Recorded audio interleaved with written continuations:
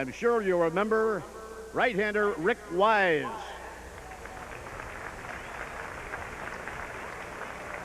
Those are the distinguished former players providing the opposition for the 1969 Mets.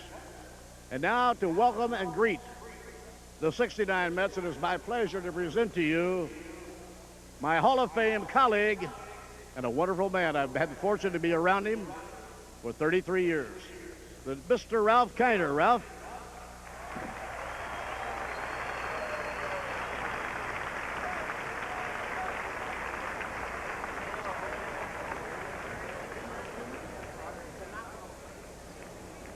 Thank you, Bob. Now let's meet the Miracle Mets. He compiled a .307 average during his 6-year Major League career, which included a stint with the Mets in 1962. He came back to the Mets to be their bullpen coach in 1968 and gained notoriety for the tomato garden he planted in the bullpen. He's coaching today, Joe Pignatano.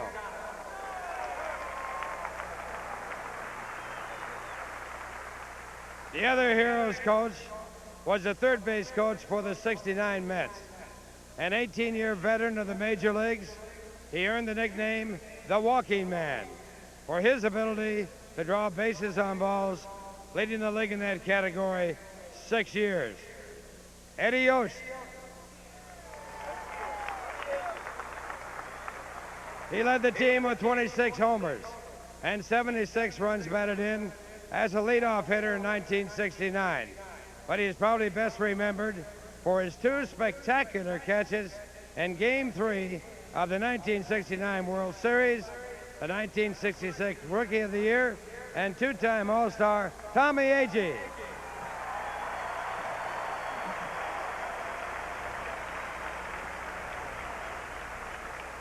He had a career high, 279 in 1969, while platooning at second base, and had 4 hits and 12 at-bats in the 1969 World Series. In 1970, he set a major league mark for second baseman by playing in 85 consecutive errorless games. Ken Boswell.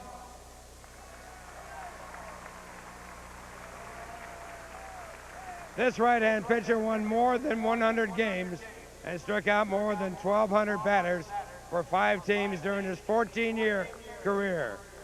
In 1969, he won 5 straight games from late July to spur the Mets' charge to the pennant. Don Cardwell.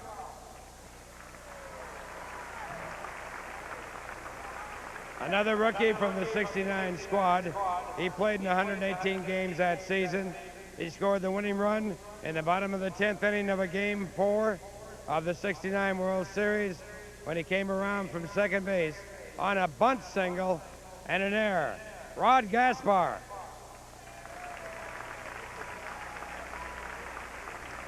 This left-handed reliever was in the majors for 2 seasons. He pitched in 23 games for the 69 Mets with a 2.40 earned run average. Jack DeLauro.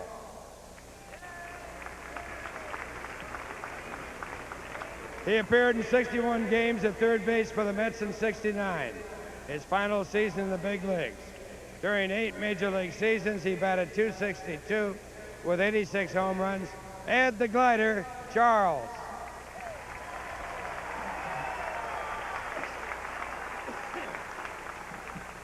He had more than 2,000 at-bats during his 14-year career, but he is probably best remembered for 2 pinch hits during the 69 postseason. A bases-loaded single in Game 1 of the League Championship Series led the Mets past the Braves, and his bunt single in Game 4 of the World Series brought home the game-winning run. J.C. Martin.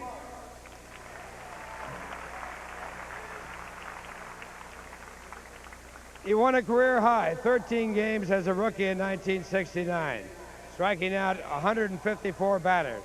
In his only appearance in the 1969 World Series, he pitched 6 2/3 shutout innings to get the victory. In Game 3, Gary Gentry.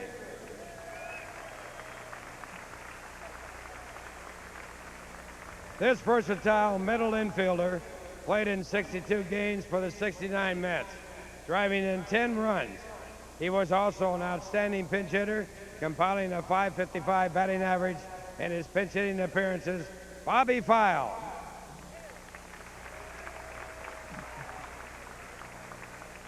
This right-hander appeared in 27 games for the 69 Mets, starting 21 of them. He won 10 or more games twice during his 6-year career with the Mets, including a personal best in wins in 1972. Jim McAndrew.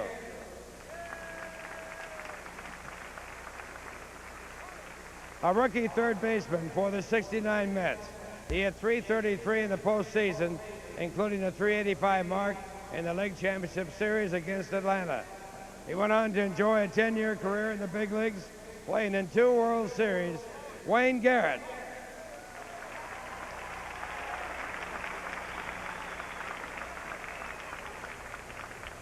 This right-handed reliever teamed with Tug McGraw to give the Mets an outstanding duo in the bullpen.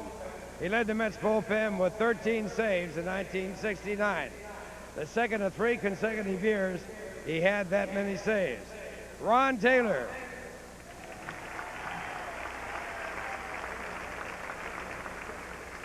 This left-handed relief specialist pitched for 6 division champions during his 19 years in the big leagues, winning 96 games and saving 180 more. In 1969, he won 9 games and also saved 12 others. You gotta believe it's Tug McGraw.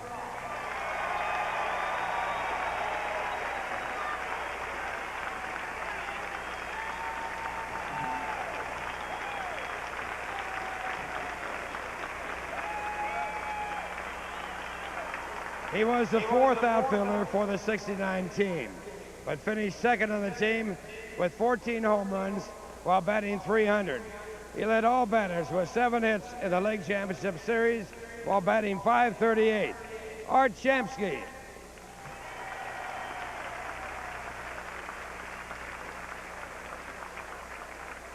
He drove in the winning run in Game 2 of the 69 World Series and tied the Game 5 with a home run, despite hitting only 2 homers the entire year. A 10-year Major League veteran, Al Weiss.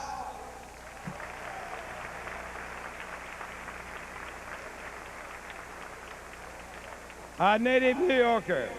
This first baseman was signed out of Madison High School in the Bronx. He spent his entire 18-year career with the Mets and is still the team's all-time career leader in games played, hits, and total bases. Ed Kranepool.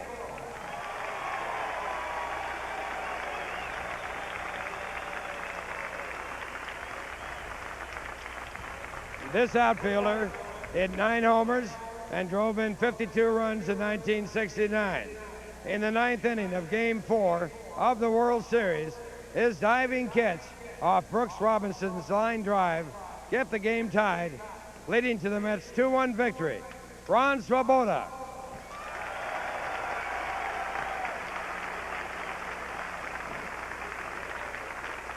A 2-time All-Star who played in 4 World Series during his 16-year Major League career.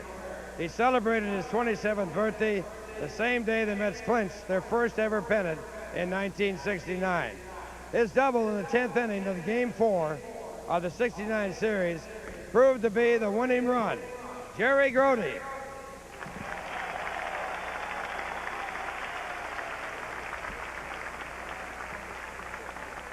A 2-time All-Star.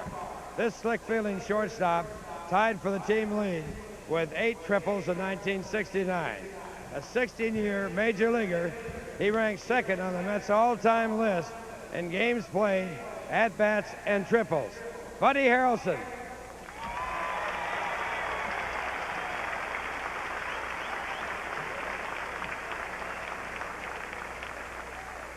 He led the team with a .340 average and 16 stolen bases and established career highs with 92 runs scored and 75 runs batted in. As a part of his All-Star season, he continued his hot streak by hitting .429 against Atlanta in the League Championship Series. Cleon Jones.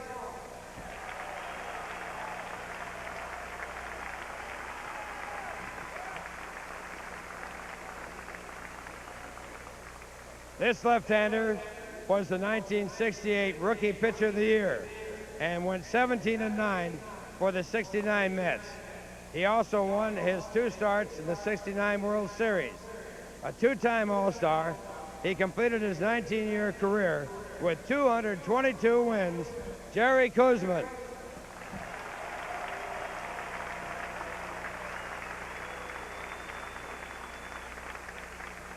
He joined the Mets in a big trade in June of 1969 and earned World Series Most Valuable Player honors after batting a team-high .357 and hitting homers in games 2, 4, and 5 of the World Series.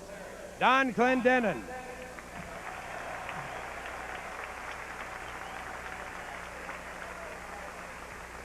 And we have a special guest with us today, Mrs. Joan Hodges, the widow of the manager of the 69 Mets, Gil Hodges.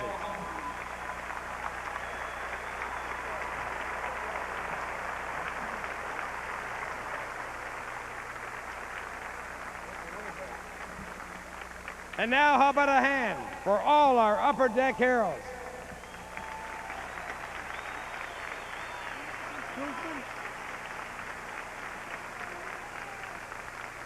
Thanks, Bob and Ralph.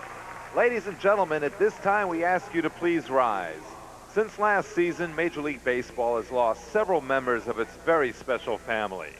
On this reunion occasion, bringing together the great traditions of baseball past, we'd like to turn our thoughts for one moment to those members of the baseball community who have passed away in the last year.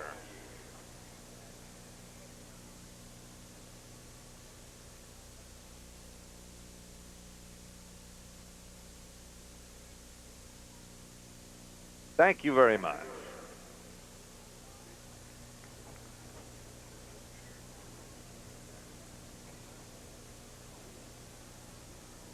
Ladies and gentlemen, throwing out the first ball of today's Heroes game is Dominic Griffo, representing Pathmark. Dominic, it's your pitch. But we'll have Old Timers baseball when we return.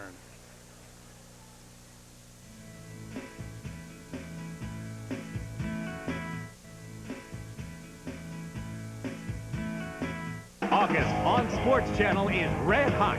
The Mets battle the surging Astros, Justice and the Braves, the Expos, Cubs, and more. Pro tennis heats up with the Hamlet Cup. Plus, the tour's best women duel in the Canadian Open. Hoop it up on our fast-paced 3-on-3 tournament. Special athletes meet the challenge. Special Olympics, the spirit of champions. Make reservations to join Rusty Stuab at the plate.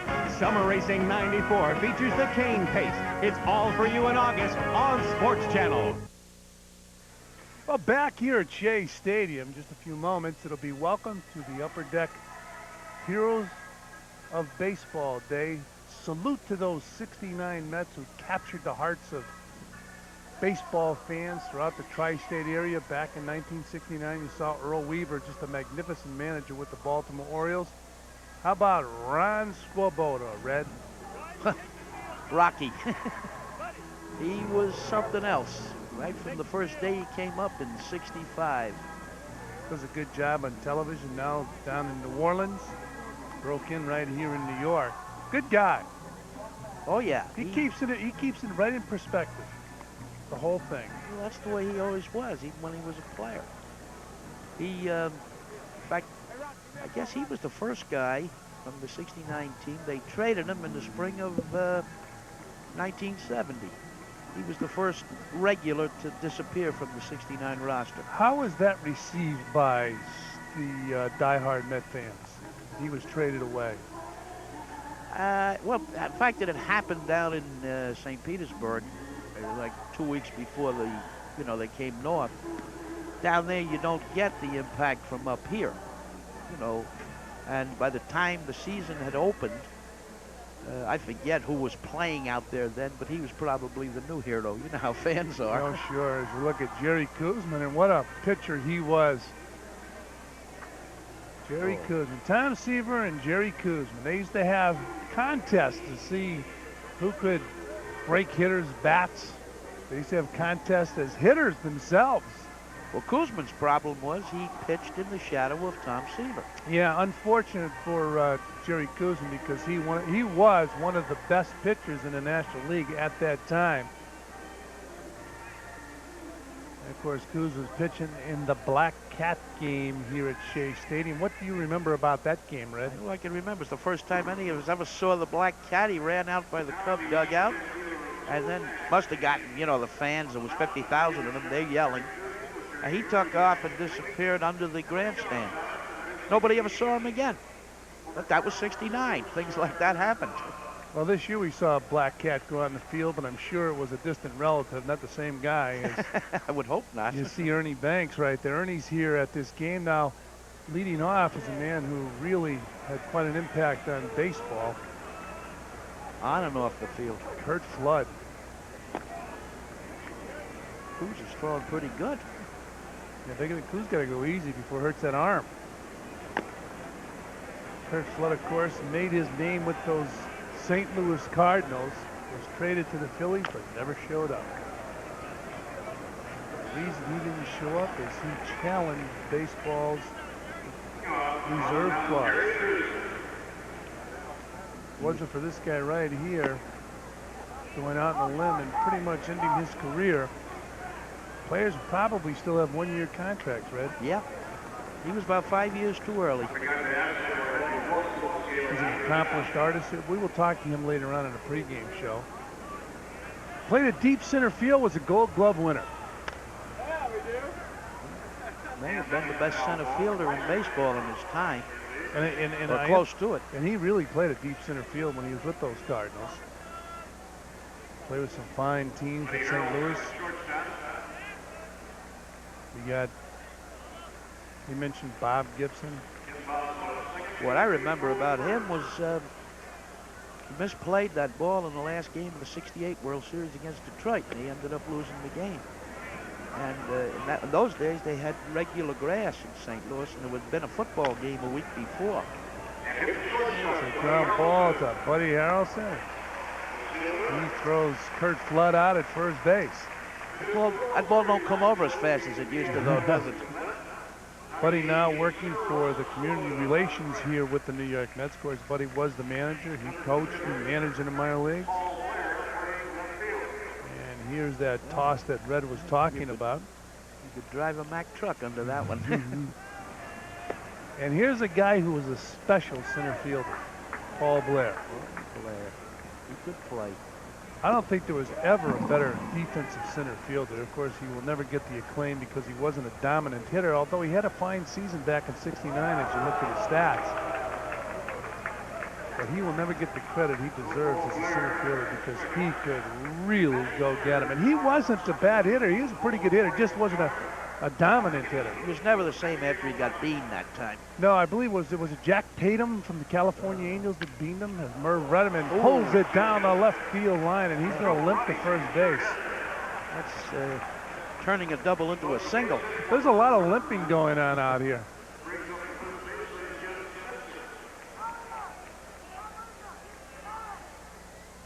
So, with Merv Redmond on first base, the batter will be Jim Spencer. We're going to get a pinch runner here. Looks like Ellie Rodriguez. So it is. It's the way it should be, a catcher pinch running for an outfielder. Or Redmond really struggling with a sore leg. So Ellie Rodriguez out to run for Redmond. And Jim Spencer fouls the ball back. You're watching Upper Deck Heroes of the Game today. Salute to the '69 Mets. Jim Spencer, a fine player with a number of ball clubs. He was with the Angels, Rangers, Yankees. He liked that porch at Yankee Stadium, too. Yes, he did. He was an outstanding defensive first baseman. Outstanding. First time I saw Jim Spencer was right here in New York. We were 16 years old. We played at the Hearst team. Remember the old Hearst All-Star team? Oh, yeah. Jim came in from, I believe, Baltimore. More than a few guys reached the majors with that outfit. Joe Torre. I'll tell you the team I was on as Spencer fouls the ball back. Jim Spencer was at first base. Skippy Lockwood was the third baseman. Freddie Patek was the shortstop. A few guys made the major leagues off that club. Lockwood made it as a pitcher. Yeah, well, he's a fine third baseman. And then he had trouble with his eyesight. Became a pitcher and did a nice job. Pitched you with the Mets, Skippy Lockwood did. So Jim Spencer facing Jerry Koosman. And he's going to pick up a base hit here unless Ron Swoboda comes in and makes that spectacular catch, recreating the scenes in the '69 World Series. He makes those catches on the lateral run, not coming in. So Jim Spencer's on first base. Ellie Rodriguez over at second base.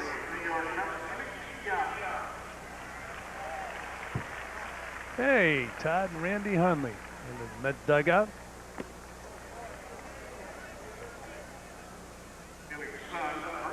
Randy Hundley very proud of Todd, and I don't blame him. Popped up. Very painful, so this is easy. Can of corn. So Felix Mian popping out to Eddie Kranepool.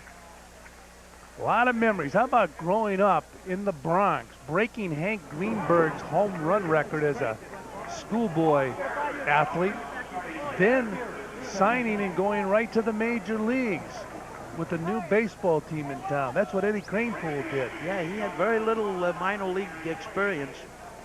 You know, Eddie was a strange guy. He was a teenager with like a 40-year-old mind. I can remember you'd see him before a game, and maybe Gibson would be pitching, or whoever was pitching for the other team, and he would tell you just how the guy was going to pitch him. You know, he'll come in here, he'll go away with the slider. You know how some players have no idea of what's happening. He could do that. He knew every pitcher in the league and what they'd feed him. Well, there's a guy who knew every player in his league when he was managing the Baltimore Orioles. His name is Earl Weaver, and Rusty has him right now. Go ahead, Rusty. All right, thanks, Francis. We're here with Earl Weaver. Earl, you had some great teams in Baltimore. '69 was certainly one of them. I think you all may have come into this series a little bit overconfident. How do you feel? Well, I don't think we were really overconfident. I think the players wanted to show the world just how good we were, and I think we were a little anxious at home plate. Don't sell the Mets short. In retrospect, we're looking back 25 years.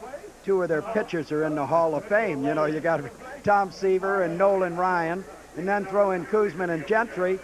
You know, when you look back on it after all the years and what happened, they probably should have been the favorites. Their names weren't noted as well at that time, but they certainly got there, didn't they? Definitely not. I had three of them off of the ball club. Palmer and the two Robinsons go into the Hall of Fame.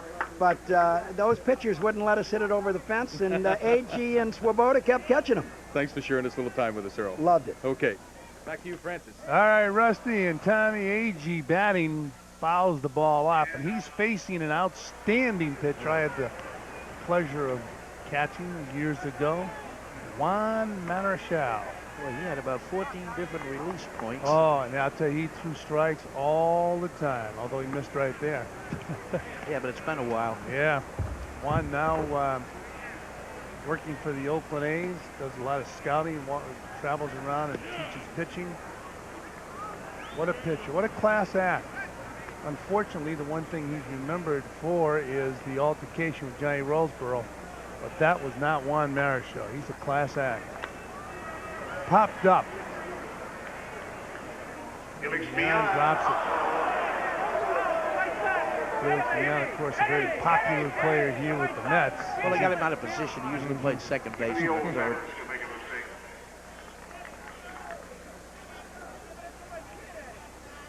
There's Juan with that high leg kick. And right over the top.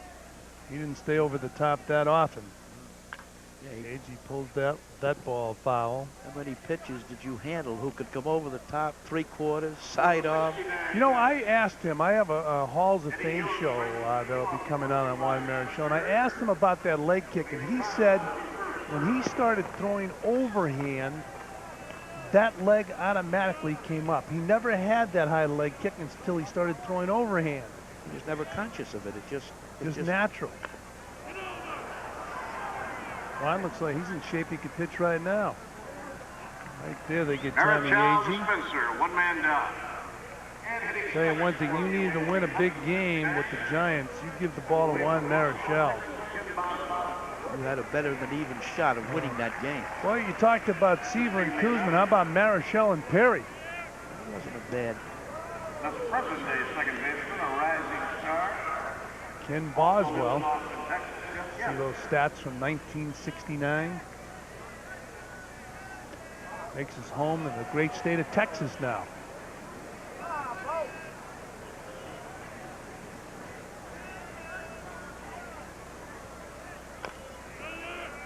He pulls the ball to first base. That's an easy play for Jim Spencer. That'll bring to the plate a guy who's very popular here with the Mets, and he was an outstanding athlete, a schoolboy athlete growing up in Alabama, Cleon Jones. Funny, we've heard a lot of great things about Gil Hodges.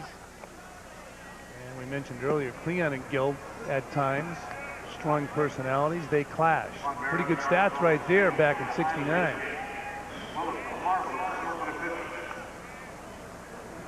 He made the catch in the last out of the World Series. Davey Johnson flying out to Cleon Jones, and what a feeling this must have been. See Cleon right there on the warning track. Genuflex. He just picked up a base hit to right field, and he, I guess, cruises to first base. How about the most valuable player in the 1969 World Series? Yeah, he was the most valuable player on this team aside from as position players. They don't win it without Clendenin. Don Clendenin at the plate. He was the MVP in the '69 World Series. Point gave them better than 3 months of some great baseball. Some pretty good stats right there for 3 months in 1969. Although those might be his stats from the whole season. Even so, yeah, but he hadn't done much in Montreal.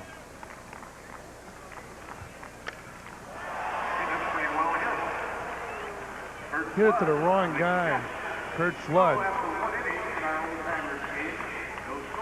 So here's the '69 World Series. Relive the past with Don Clendenin hitting a home run off of Mike Cuellar. Oh boy, a lot of memories here today as Upper Deck Heroes of the Game continues. Speaking of those baseball cards that Upper Deck puts out, and they put out some good ones, I was reading recently, and I don't know if it's still the most expensive or valued baseball card ever. I believe it was Honus Wagner.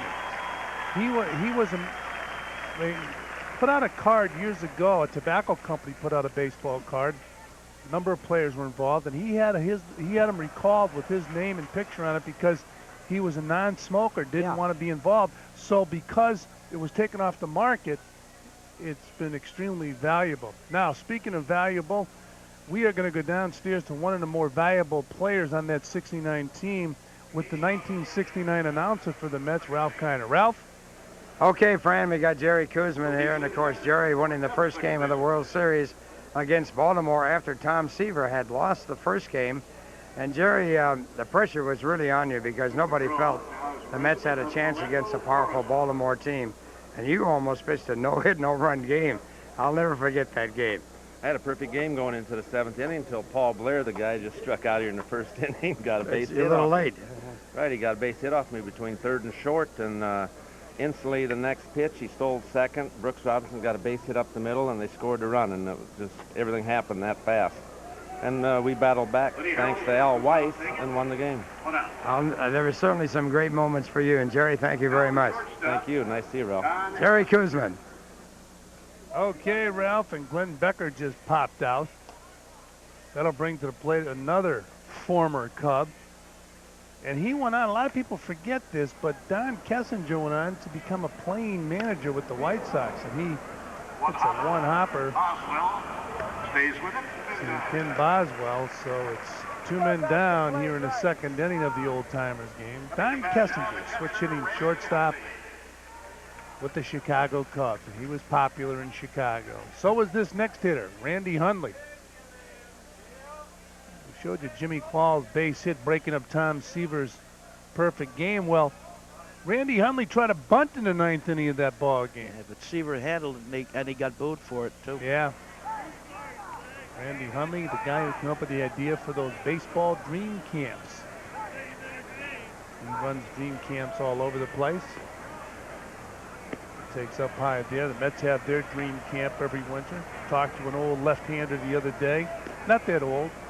Has his own dream camp. Whitey Ford has a dream camp during the off-season. As you look at Tug McGraw. Tug's throwing good. Throwing very well. Said he's going to use the Scroogey, too. He forgot to take that label off of his hat, though. You can't do that.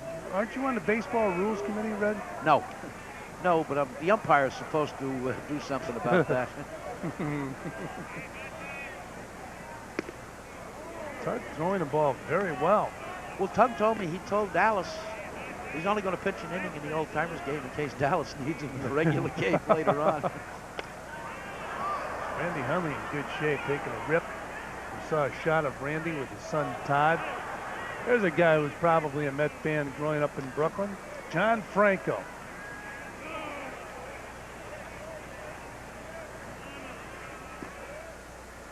Whatever Tug does, there's a lot of fun involved. Said he was going to turn it over.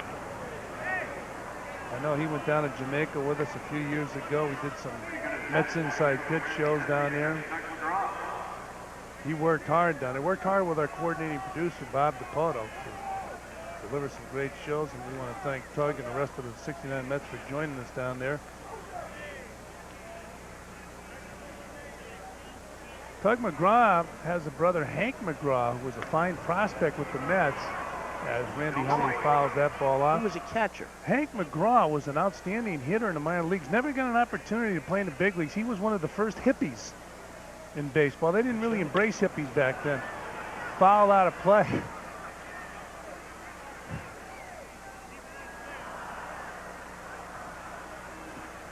Well, Randy Hundley in great shape. And he pulls another ball foul. In fact, Hank McGraw was the reason Tug McGraw signed with the Mets. He had signed earlier. He was a schoolboy star out there in the Sacramento area. And when Tug came out of high school, he wasn't a real big star. So he went down to throw batting practice at a minor league team that Hank McGraw was playing for. And Hank was leading the league in home runs. And told the Mets, look it, you got to sign my brother, I'm going to quit. So the Mets signed Tug McGraw. 2 years later, he was in the major leagues. And Hank never got out of the minor leagues. That's right. It's an unbelievable story, really, when you think about it. This guy was a schoolboy star in 3 sports, Hank McGraw. In fact, the year the 69 Mets came down to Jamaica with us, Hank was with his brother Tug, enjoying the weather down there.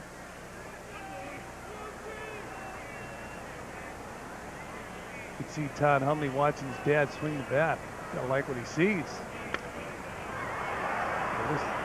Caught Cleon Jones slowly going over there and says, I'll let it get out of play. So Randy Hundley, who's in pretty good shape, facing Tug McGraw, who's in pretty good shape.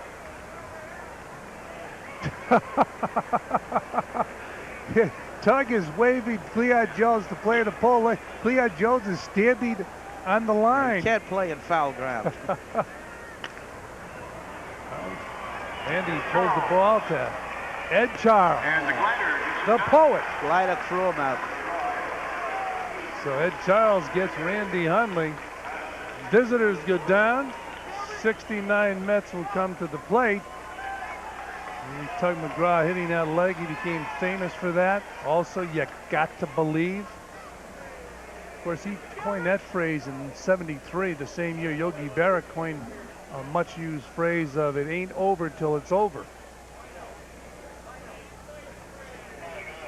There's the line score here. Nobody really keeping score. What I always liked games. about Yogi in '73, trainer come in one day and said, Cleon can't play, he's got a bad leg, and Yogi has to change the lineup. And Yogi says, why are the guys who get hurt are always the ones you need? When you think about it, it's a Yogiism, but it makes sense. Well, right now, we're going to go back downstairs. My colleague, Rusty Stuab, has a Hall of Famer. Thanks, Francis. Ernie Banks, you're still alive and kicking, pal. Oh, thank you very much, Rusty. It's really nice being here, and it's a good reunion, and we're all having a good time. You still have that great enthusiasm. Well, that's what I really like about baseball. It kind of generates enthusiasm, you know, playing the game, the excitement of it, being together, winning and all that. So I'm just happy to be here, and we're going to win. We're going to beat these Mets for the first time in 25 years, and if it takes 25 more years, we're going to beat them again. Okay, Ernie, thanks for spending some time with us, big boy. Thank you very much. Always great to see Ernie Banks. Francis? All right, Rusty. Well, Rusty hit it on the nose. A lot of excitement when Ernie Banks is around. Here's Rick Wise. Of course, he was involved in that very famous trade that sent Steve Carlton from the Cardinals to the Phillies. Rick Wise going to the Cardinals, and then he ended up with the Red Sox later on in his career.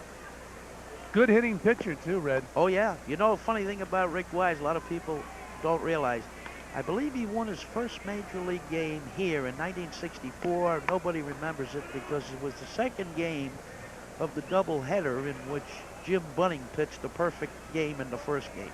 Jim Bunning, now representative from the state of Kentucky. Now, we talked about him before, Eddie Kranepool, who's a member of the Mets Hall of Fame, now batting against Rick Wise.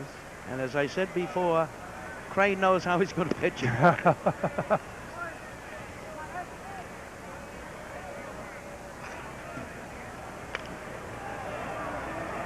He hits a fly ball in shallow left field. Felix Millan goes back and takes a hit away from his ex-teammate. Felix Millan.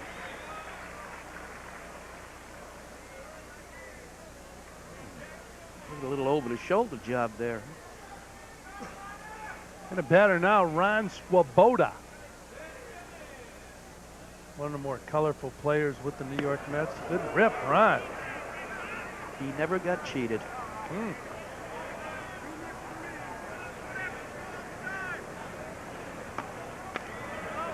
he fouls that pitch off. Nobody will forget that spectacular catch in Game 4 of the '69 World Series. Yeah, if you remember, he came up throwing, too. Yes, he did. By the way, back in '65, he hit 19 home runs, drove in 50 runs for the Mets. Strikes out there. Speaking of that catch back in '69, let's take a look at it again. As Red said, he came up throwing. Watch that. Boom, he goes down, rolls, comes up throwing. Another angle. It's like Ozzie Smith playing right field. And the batter now will be Ed Charles. He's a poet. That's right. Don't throw a slider to the glider. Talked to Ed Charles on a Mets Inside Pitch show, a winter version, and I asked him about thinks of hitters. Who would he put in that classification of poetry? He said playing third base when Harmon Killebrew was hitting. He said that's the thing that stands out in his mind. You did not play in on the grass. No. Ed said it was a frightening experience. Ed Charles retired from baseball after that '69 World Series. I remember a night here against Bob Veal. He was with the Pirates, and as you remember, Veal could bring it. He beat Veal 2-1. He hit 2 solo home runs. Both of them sliders, and neither were hanging sliders. Veal, a big left-hander, about 6'6". He hit both balls over the right center field fence. That's hitting the ball a long way, especially back then. This was not a home run hitter's ballpark back then. So now we have a new pitcher for the '69 Mets.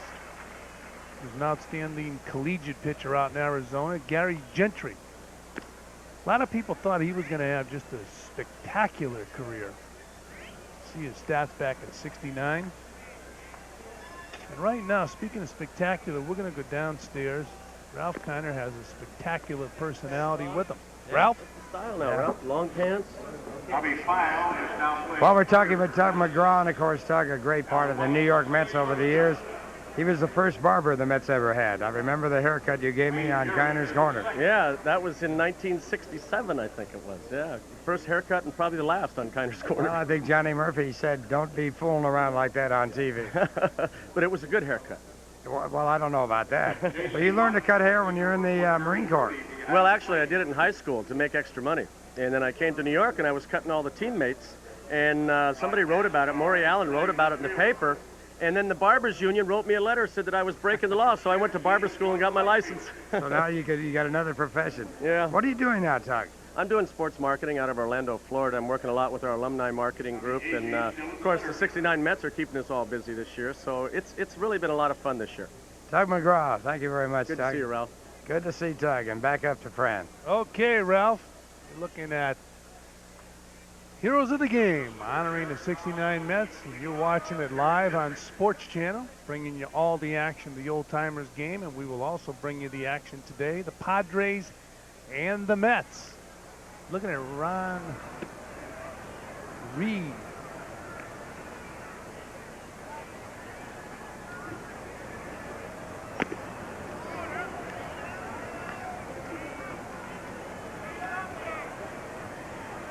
Gary Gentry throwing the ball hard.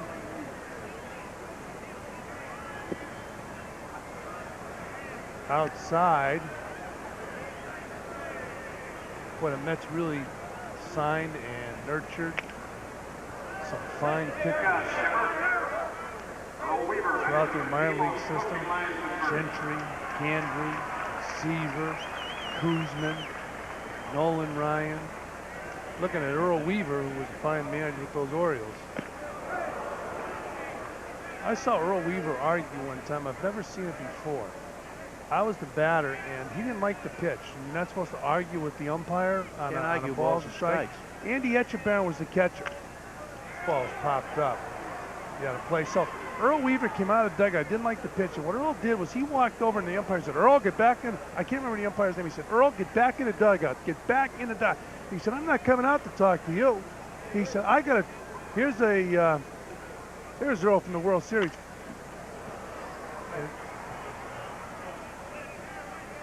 Well, anyways, oh yeah, that's where he threw Shag Crawford out. Anyway, Earl Weaver was told to get back in the dugout. He said, I'm going to talk to my catcher. So he came out and he stood next to me and next to Andy Etchebarren as Earl getting tossed out of the game. And Earl started saying to Etchebarren, "If this no good, blankety blank, this is another pitch." And he was arguing with him through the catcher, wasn't looking at the umpire. That's Earl. I mean, he stayed out there for about 5 minutes talking to Andy Etchebarren and saying things about the umpire. Rico Cardi, the batter. Now here was just an outstanding major league hitter. The big man. He's still hitting line drives. He always hit to that high average. Those numbers. You didn't want to get to 2 strikes on him. He was an outstanding 2-strike hitter. Another guy you didn't play on the grass. No.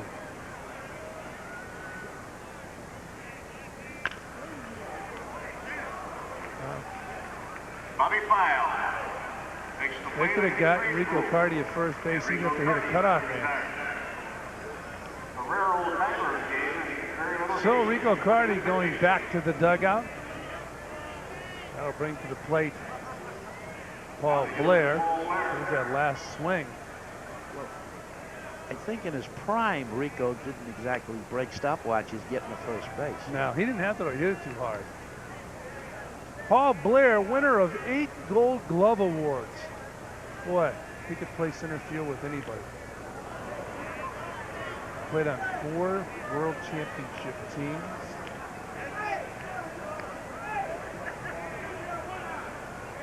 Twice with the Orioles, twice with the Yankees. Pretty good center fielders with those Yankee ball clubs. He was behind Mickey Rivers.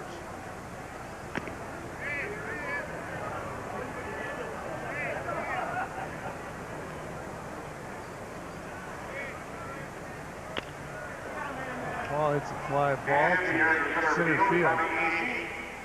Tommy Agee never drops him, does he, Red? No, and I can still see him hitting for that 396 sign in the World Series to make the catch out there. 2 marvelous catches. I read someplace years ago that he was almost traded from the White Sox to the Red Sox for Carl Yastrzemski. Tom Yawkey stopped the deal.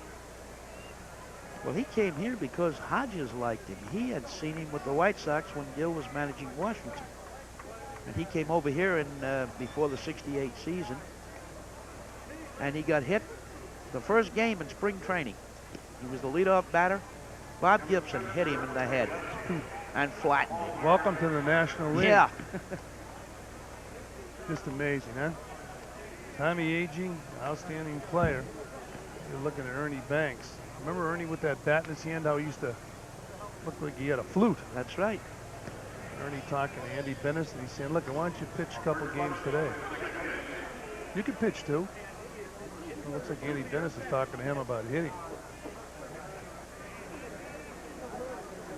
Ernie signing that autograph. Probably signed 8 million autographs. Well, right now, we're going to go downstairs to my colleague, Rusty Stuab, who has with him not only an outstanding pitcher, but a first-class individual. Rusty? Francis, I agree with that. A great Hall of Famer, Juan Marichal. Juan, in the years when the Mets came on in '69, did the rest of the league really think they had the chance to win? I think so. You mean the Mets had chance? Yeah. Oh, no way. No way. And you know, watching the players today, you say, how can they win? You know, it's almost impossible. There's so many good teams. But you know what happened, Rusty? They have good pitching that year.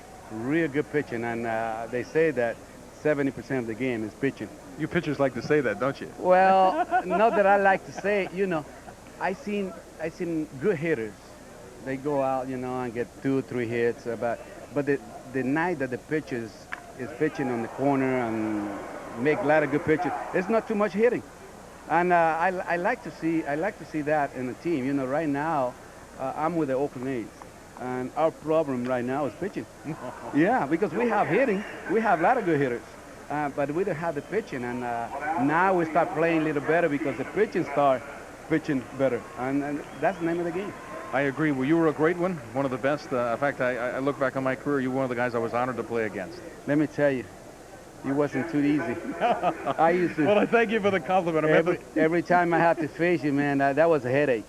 That was a headache. Well, Francis, you might not believe that, but I'm going to throw this back to you. I believe it, Rusty. For Juan Marichal to say that about my partner, boy, that's a credit to Mr. You didn't Stuab. have to hit against Juan either. Well, you know, I did face Juan his last year in baseball. He played with the Red Sox. Oh, that's right. He was with Boston, yeah. Art Shamsky hits the ball hard. Rick O'Carney makes that play. Now looking at Art Shamsky, the Mets, the '69 Mets have a lot of promotions going on, and coming up shortly is a cruise, and I'm sure there's, if you call the New York Mets, they'll give you all the information about traveling on that cruise with Art Shamsky and the '69 Mets. Rico said I could do it when I played.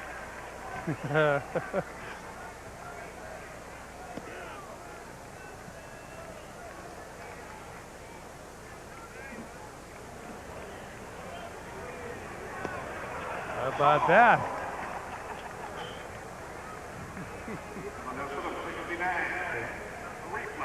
They threw behind Tommy Agee. And Koosman nails Santo in the next inning. Well, that was back in '69. You talk about Red when hands came close to Agee, and then Jerry Koosman almost killed Ron Santo.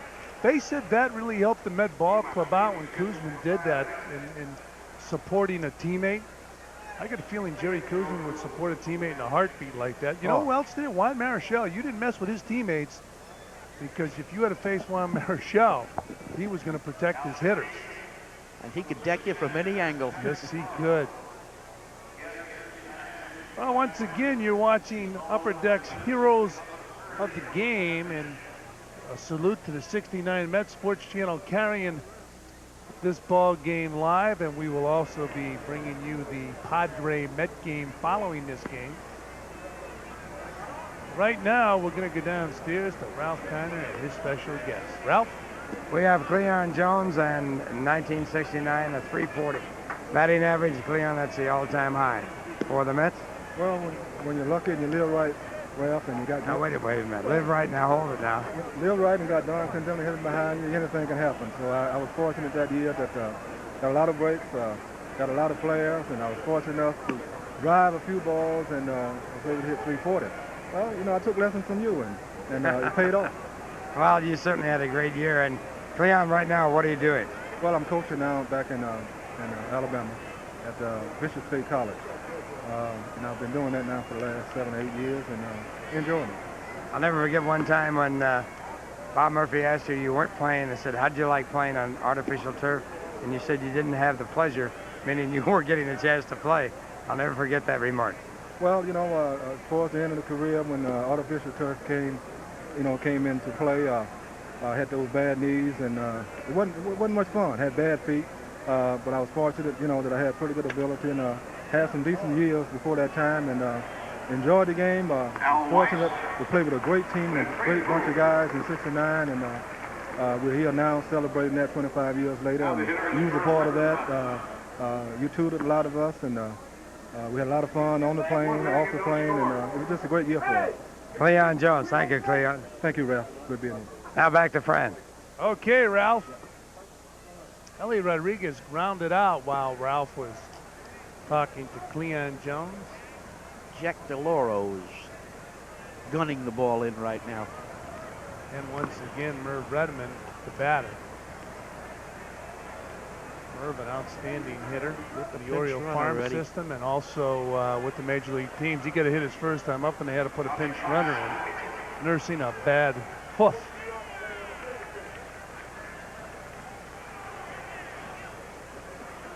Merv, at one time, big prospect with the Orioles in the minor leagues. Oh, yeah. I played against him. He could hammer the baseball when I played against him in Elmira, New York, back in the 60s. And he picks up another hit. They might throw him out at first, though, now. They don't know about that leg yet.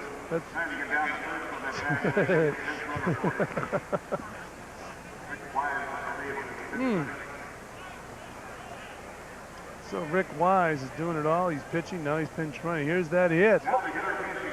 Bad leg and all. So Rick Wise, who's been pitching, now pinch running. And Jim Spencer, the batter.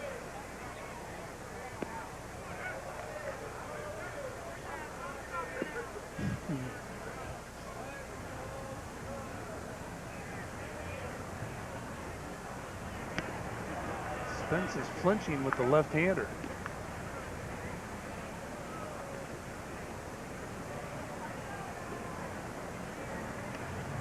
He fouls that one off. Well, if he was still with the Yankees, Billy would have pinch hit for him. Yeah, he wouldn't be. He only faced right-handers. Jim was a real solid major league player. I mentioned with the Angels, Texas Rangers, the Yankees. Jim, very nimble, getting out of the way of that pitch. He's got the right idea. He's going to the right side of the plate. And he was not a switch hitter. One of the better feeling first basemen in his day.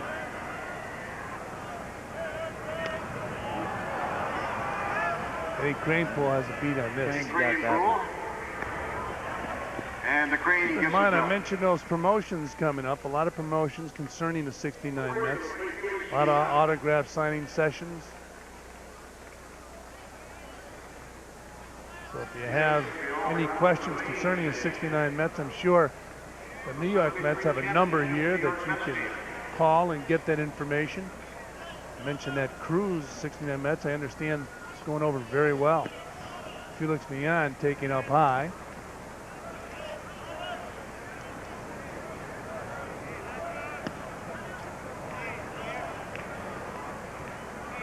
A one-time Brave. He's in a Brave uniform, but I think he's best remembered for playing with the Mets, Red. Yeah, because it's a '69, and he was in '69. He was with Atlanta. Came over here around '72, '73.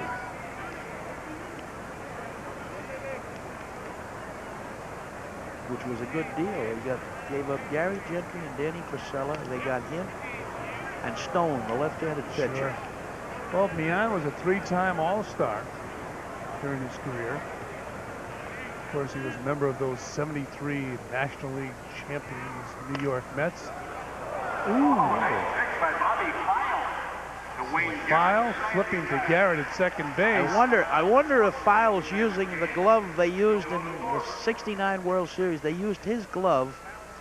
Somebody sat in the front of the box to protect Mrs. Payson.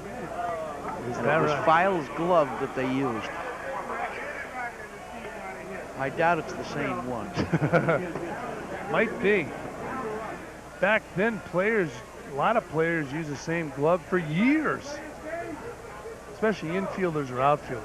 Catchers, you couldn't do Because it. a lot of them were buying their own equipment in those days. Oh, yeah, without a doubt. Back then, when you signed as a player, if you signed with a sporting goods company, they would give you a couple gloves and a couple pair of spikes for your signature. Louisville Slugger, they would give you some golf clubs to get your signature, where they would make your bats for you. Those days have changed. I remember when players had like 3 pairs of spikes. The gamers, the mutters, and the ones they were breaking in. Absolutely, the mutters in case it was bad weather. And now you go in there today and there's 40 pairs of spikes of all kinds in the locker. And sneakers. I remember that when that first came on the scene. It was in when I was at the Yankees.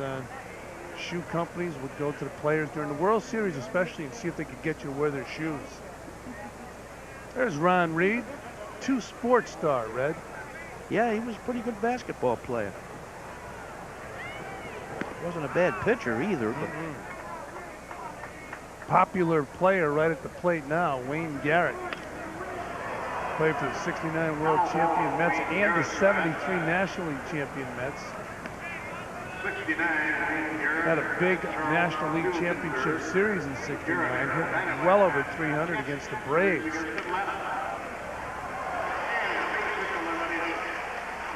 So Garrett continues to hit. That's right. But he was a very popular player here in New York. See, they got Jim Spencer playing left field. Yeah, Jim said he Rico's still at first. Jim could do it all. Rod Gaspar. I know they were in hot pursuit of his son. He was a big prospect out there in California. This year, big prospect.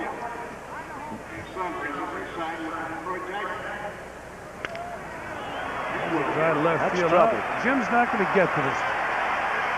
It might take about 5 minutes to get to it. They're going to send Garrett. He can still run.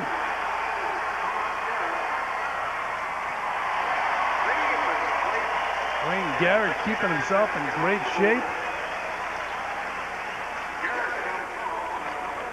Looks like Ron Howard, doesn't he? Yeah, that's right, he does. Ron Howard, a big baseball fan. You know, with Gaspar, the day the... There's Spence. Go easy, Spence. Wait a minute.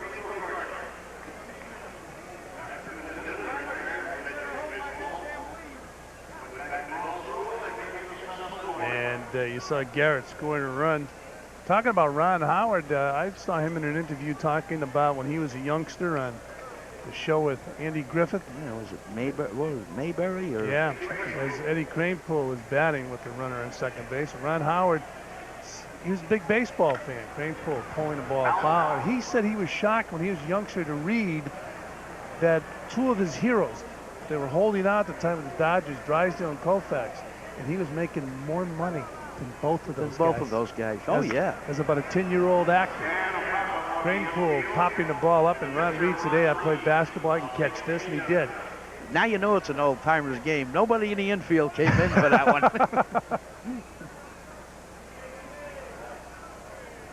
How about Eddie Kranepool back in 69? Here's a shot of Eddie hitting a home run. Right over the center field fence, see Paul Blair. The only thing keeping Paul Blair from catching that ball was the center field fence. That's right.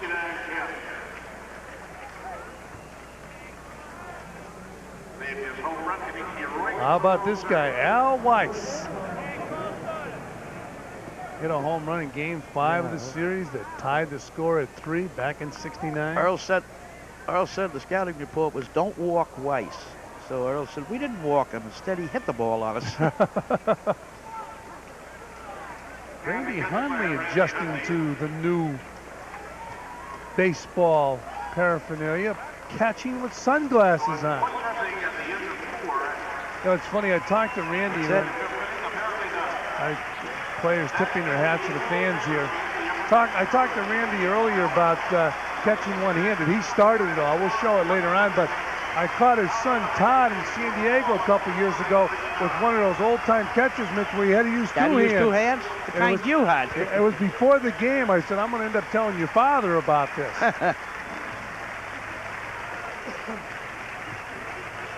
Sign here. All right. Thanks for the memories on the scoreboard here at Shea Stadium. Boy, what a lot of memories for fans here in New York.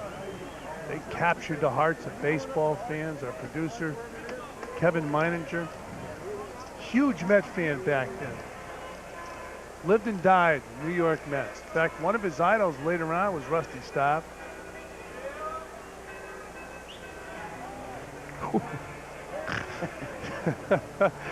So, we're going to go back to reality in a few moments here at Shea Stadium because the Padres and the Mets will square off in the scheduled game here, but great memories from the '69 World Champion Mets. And we'll be back.